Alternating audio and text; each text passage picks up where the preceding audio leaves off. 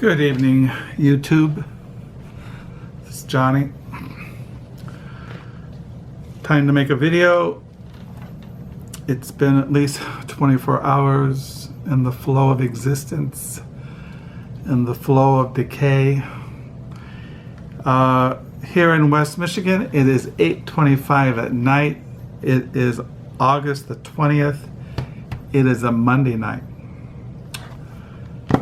And my wife went back to work after being off 4 nights. And life just keeps zooming by like a speeding bullet. I don't know what that bullet's going to hit, what the target is. But hey, got my diary. This is the first 15 days of August. And this starts on the 16th. And today, on August the 20th, 2018, I ended it on page 673. You notice here in my diary this little notice. And it says, "Rip, Tom Clark." And I was very sad when I read about this today. I shed some tears. Because Tom Clark is a poet, biographer,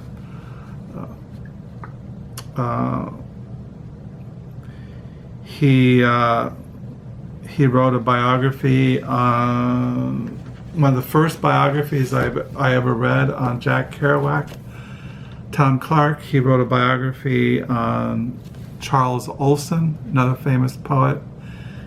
He wrote a biography on Robert Greeley,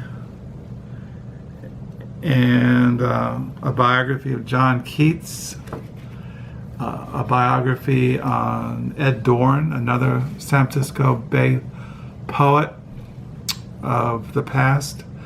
And I've been reading Tom Clark's blog for many years. It's basically, his blog was photos. It's like art photos almost, but also what was going on in the world as far as like world events like floods and civil wars and political scandals. And but I've been reading in every day. That was part of my routine.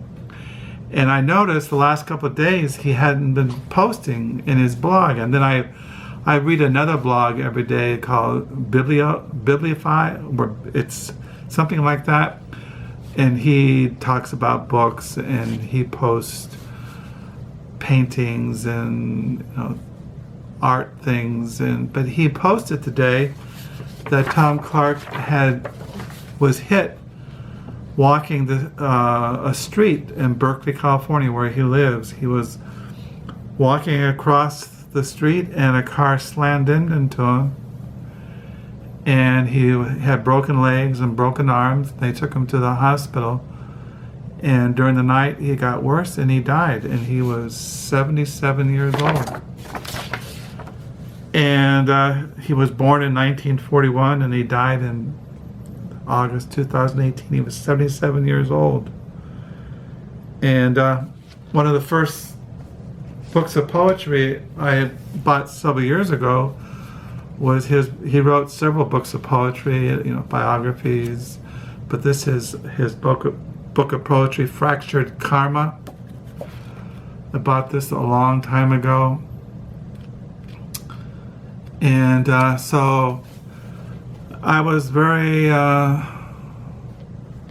sad. I never knew the man.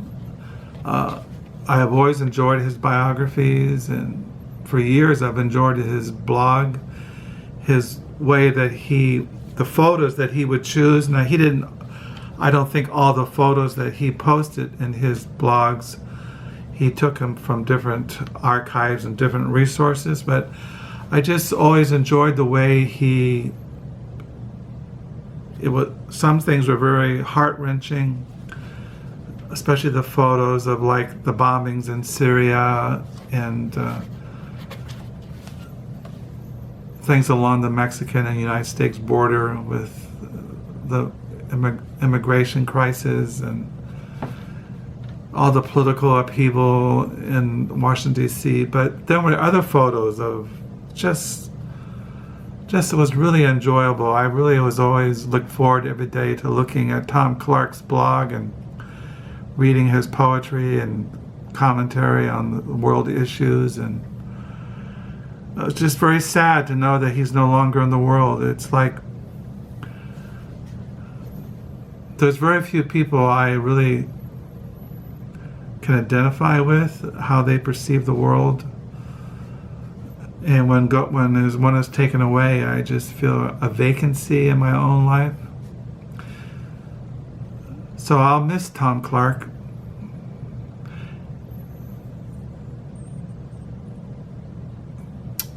Like I said, it was very sad. I'm still kind of upset about it, but it's kind of mystical too, because I never really knew the fella. But it's just all those years of looking at his blog, and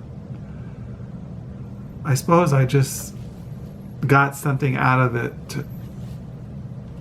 Not only just something always spoke to me, and now that that's gone, it's just left a kind of vacancy in my own life. Something has been going to be left empty now that Tom Clark has left this life and gone into the eternal state. So, Tom Clark, may peace be with him. As far as today is a Monday, I volunteered at the library used bookstore, the Book Nook. And the only book I took was a book called Pilgrim's Progress. It's a 17th century English Puritan classic by John Bunyan. When we were raising our kids, I read Pilgrim's Progress as they were growing up. And I also taught a Sunday school class at church one time on Pilgrim's Progress. And I got this to send to our daughter Beth and her husband Andy and Margaret and Louisa and Jack.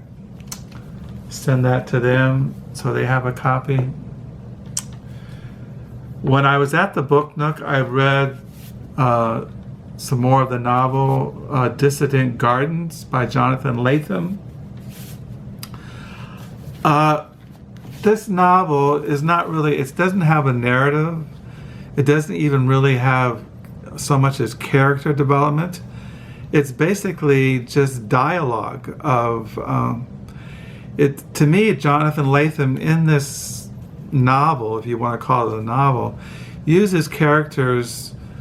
And they're basically, when they talk, they give social commentary or history on, like, the history of American communism in America, or one of the this novel takes place, I think, after the Second World War, and up until the early 60s in New York City, and it takes place among a radical Jewish.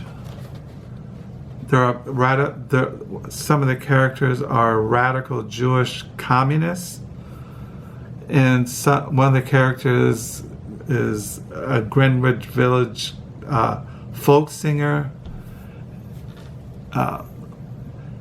and so Lethem uses these people. He doesn't really develop a storyline so much, but they'll talk about, like, one whole chapter will be on the folk movement and folk music in Greenwich Village. And one chapter will be on communism in a certain part of New York City among Jewish immigrants, and one of the characters is black, homosexual, academic, kind of angry at white America. One of the characters is a Jewish, kind of shady character who's a homosexual. But it's just dialogue. What I'm trying to say is that Jonathan Lethem, I think, is interested in language and vocabulary, and it's more just talking. There's not really any stories of any kind of plot or narrative or story, where it's just a bunch of verbiage. And if you like verbiage, you like language, words, commentary on culture in the 50s, late 40s, 50s, early 60s in New York City, among Jews, Greenwich Village, folk music, things like that, the Occupy movement, but not much really goes on. So if you're into this kind of thing, you might like this. It's okay. I also been reading, I got this at that used book sale. Carol and I went to the first week of August there in South Haven. This is short stories, Fabulous Small Jews, stories by Joseph Epstein. I've been reading these short stories, and they're all about Chicago Jewish kind of people and their lives. It's humorous. It's light reading. It's okay. I read today Seeing God, Pacific Vision and Christian Tradition by Hans Boersma. And I read today The Devil's Redemption, New History Interpretation of Christian Universalism by Michael J. McClellan. This is kind of really academic, but interesting. I haven't gotten bored with it. And I got in the mail a novel I came across in Library Thing. I follow certain people in Library Thing who have very interesting libraries, very interesting literary taste, and I always look at what they have bought recently. And one of the people I follow, they bought this novel, and I looked at it on Amazon, and I bought it used. It's called The Faculty of Useless Knowledge by Yuri Dombrowski. This is translated out of the Russian by Alan Myers. It says here in the back, on a sunny day in the mountains of Afghanistan in 1937, the year that became known in Russia as the Year of Terror, a group of archaeologists stare in wonder at fragments of a golden diadem, a chance find of local fishermen. On the same day, the love of chief archaeologist Georgy Zimbin's life rings him after a 3-year silence. Father Andrei puts the finishing touches to a treatise on the trial of Christ. Via Vladimir Kornafa, Zimbin's talkative assistant, puts 2 bottles of champagne to cool in a mountain stream, while down in the ancient city of Alma-Ata, ambitious NKVD officer Yukov Neman dreams of a show trial to rival those taking place in Moscow. For all of them, life is about to change utterly. The disappearance of the witnesses, the gold gives Naaman his opportunity. He arrests Zimbin as the linchpin in a conspiracy to sabotage the work of the museum and steal Soviet property. Now it's called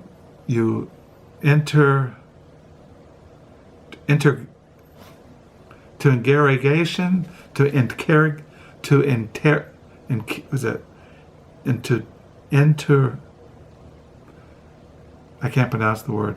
To interrogate. Interrogation can begin.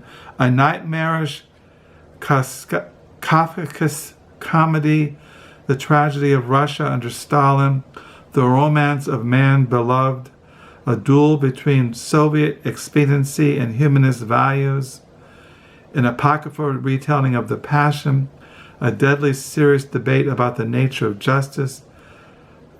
Dombrowski's masterpiece is all these things, but above all is a subtle and complex novel packed with characters as unpredictable as life itself. It just sounded really interesting. The Faculty of Useless Knowledge by Yuri Dombrowski. So I got that in the mail today. I thought about doing a video of all the novels I have bought recently, the last couple of years, and have not read. I tend to do that. And sometimes I get around to them. Sometimes I get around to reading them. Like I bought this novel at a recent used book sale, and I've read it. And I've been reading these short stories, Fabulous Small Jews, stories by Joseph Epstein. So I do read some of the things that I buy, but not everything. So, like I said, I was very sad to find, and I read on the internet in San Francisco newspapers, San Francisco Bay Area newspapers, about the passing away of the poet and biographer and of Tom Clark. I'll miss him. I'll miss his blog. I'll miss just reading him every day. Reading his blog and looking at the photos and reading his poetry and things that he writes. But that's been at least 10 years. Every day he's been really faithful. He was 77 years old when he died. So I'll miss him. It's always sad when a poet or a writer or an artist, something leaves the world. Hopefully something replaces it. Another voice, another vision. Anyway, so like I said, this is a Monday night. I don't know what I'm going to do tonight. I've been feeling a little bit kind of foreboding. I feel like something horrible is going to happen. It's probably my anxiousness. Tomorrow I have to go to the dentist. I don't like going to the dentist. I just have to get my teeth cleaned and 6-month checkup. Besides that, the week seems to be just going to flow by normal. I get a book coming in the mail tomorrow. It's supposed to come today. It didn't come. I'll show that in the video tomorrow night. I got a CD coming in the mail.